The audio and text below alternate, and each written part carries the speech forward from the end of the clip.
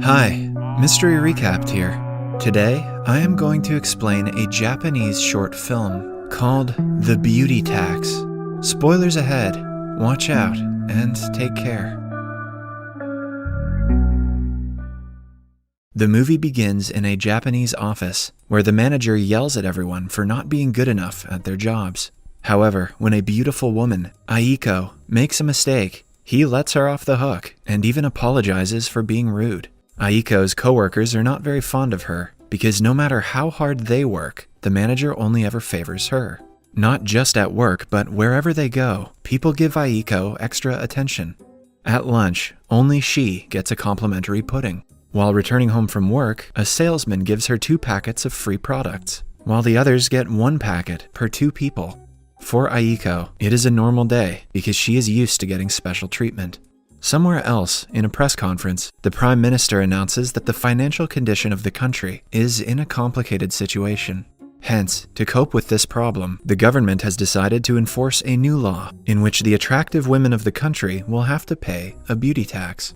The protesters in the audience claim that this is modern-day systemic discrimination against women, but the Prime Minister claps back, saying that beautiful women receive a lot of financial privileges, which is not fair for ugly people. He declares that the law will soon be enforced, and the ones who try to avoid the beauty tax will be punished. Beautiful women probably have nothing to worry about, as they don't have to pay for anything to begin with. Some days later, Aiko is approached by a man who offers her a modeling job for a beauty salon.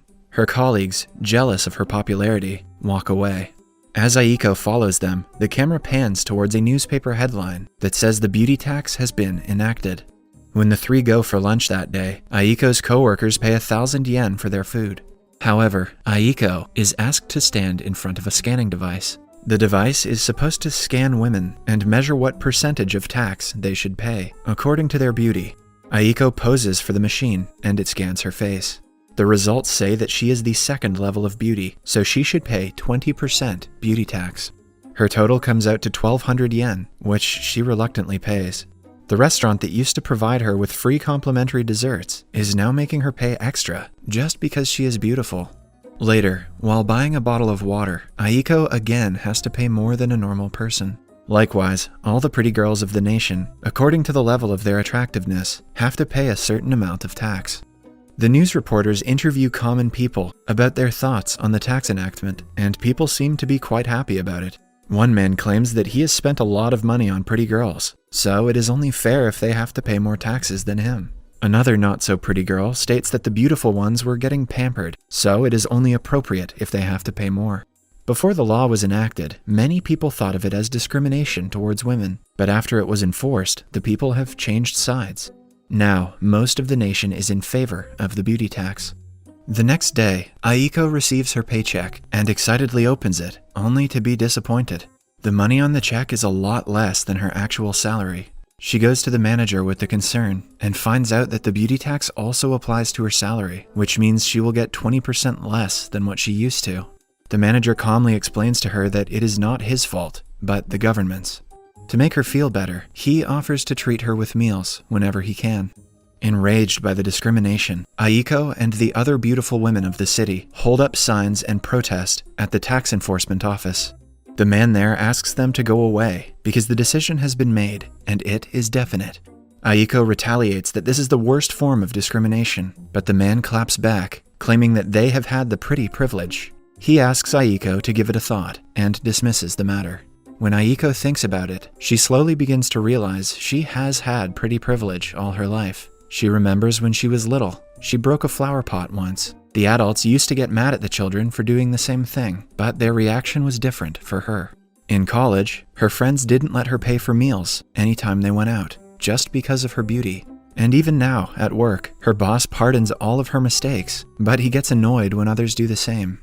Back in the present, the officer states that beautiful girls like her have always had social and economical benefits, which are unfair to others. Hence, the beauty tax is a reasonable law that ensures fairness.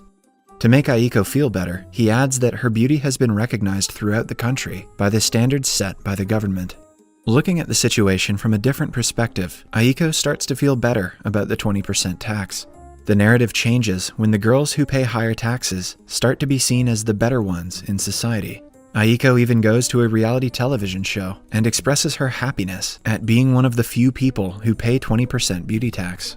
The girls say that they are being asked out often at restaurants and bars when guys find out that they pay beauty tax.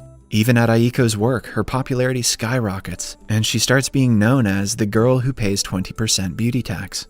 Unlike her previous interaction with restaurant cashiers, now Aiko is delighted to pay more money for being beautiful. Her manager calls her when he has important business meetings, and his business partner signs the papers without hesitation after seeing Aiko's beautiful face.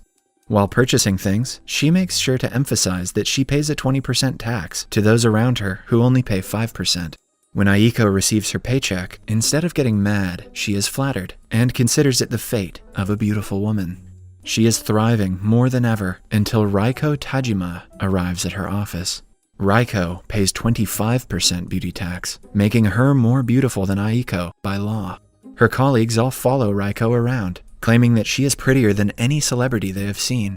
Aiko is stung by jealousy to see all the men drool over Raiko because she is used to being the center of attention. She vows to be prettier than Raiko in some days.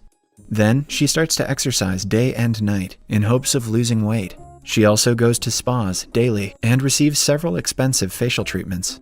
After a lot of hard work, she goes to a restaurant and scans herself to find out that she now has to pay 30% tax. Aiko jumps in happiness to have finally gotten prettier than Raiko. But when she looks at her bank balance, her happiness vanishes to see only 2 yen left. Her day gets worse when she hears about Raiko's plastic surgery. At first, she believes Raiko might have gotten plastic surgery to be prettier, but is shocked when she gets a look at her face. Raiko had surgery to become less attractive.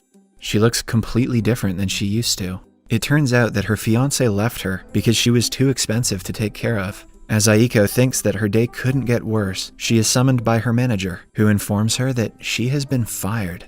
It turns out that the company had to pay more taxes for every beautiful employee, and to cut the unnecessary expenditure, they have decided to fire all the beautiful people. Soon, the narrative around the beauty tax changes again. Beauty products that make women seem uglier start selling out. The people who were proud to pay more because of their beauty start making themselves uglier to keep their jobs. Moreover, men start to avoid beautiful women because their cost of living is too damn high. One day, Aiko is in the bar, distressed about her life. A man approaches her and offers help to get her taxes lowered.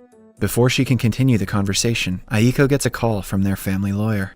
It turns out that her dead mother has left her with a lot of wealth that she inherited from her uncle. However, the beauty tax also applies to inheritances. Since Aiko's mother was also very beautiful, the inheritance amounts to negative 1 million yen, meaning that if Aiko wants to claim the inheritance, she will have to pay the government and receive nothing. At night, Aiko goes to the bar again and meets the same guy. He introduces himself as Nonomura. Aiko and Nonomura get closer while talking. He suggests she make herself look ugly to avoid taxes and even hands her fake thick eyebrows. Aiko is a little skeptical because avoiding paying taxes might put her in jail, but Nonomura assures her many girls do the same. The next day, Aiko draws thick lashes and freckles all over her face. As a man with thick brows and freckles, this offends me. She also hides her beautiful hair with a short wig and adds a huge mole to her nose. The tax officer is startled to see her come in. She claims that she has been stressed because of her mother's death and has gained some weight. The officer scans her, and the machine declares her ugly. He finally takes Aiko off the pretty women list, which means she will no longer have to pay for the inheritance tax. Thinking that all of her problems are solved, she rushes outside and calls Nonomura. He congratulates her and invites her to meet his parents in a nice dress. Aiko understands that the man is interested in her and smiles to herself. She is happy that even in a time like this, someone is in need of her beauty. On the day they are supposed to go out, Aiko excitedly does her makeup. However, her plans go in vain when 2 policemen knock on her door and arrest her for trying to be ugly to avoid paying taxes. They also inform her that Nonomura is a notorious marriage swindler who covets the inheritance of beautiful women. It turns out that he was never interested in her beauty and was only trying to get her inheritance. Aiko is then sentenced to 2 years in prison.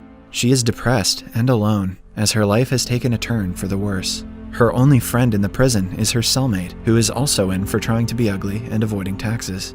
As they talk, Aiko wishes that she was born ugly. If only her nose was 1 centimeter shorter, her life might have turned out differently. But her cellmate advises her to never turn away from reality. She claims that they both are unhappy right now because of their dull hearts, not because of their beauty.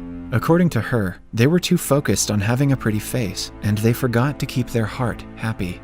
Aiko is inspired by her new friend's words. She vows to work on beautifying her heart when she gets out. Cut to 2 years later. Aiko is finally let out of prison. She is dedicated to working on her heart this time. She sees a kid crying for ice cream and kindly offers to buy one for her.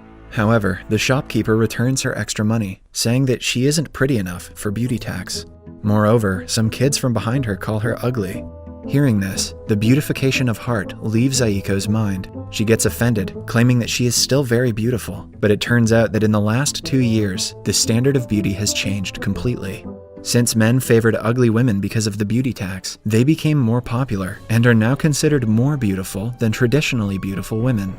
Amazed at the new world, Aiko hands the kid her ice cream, but she refuses to accept it because of Aiko's ugliness.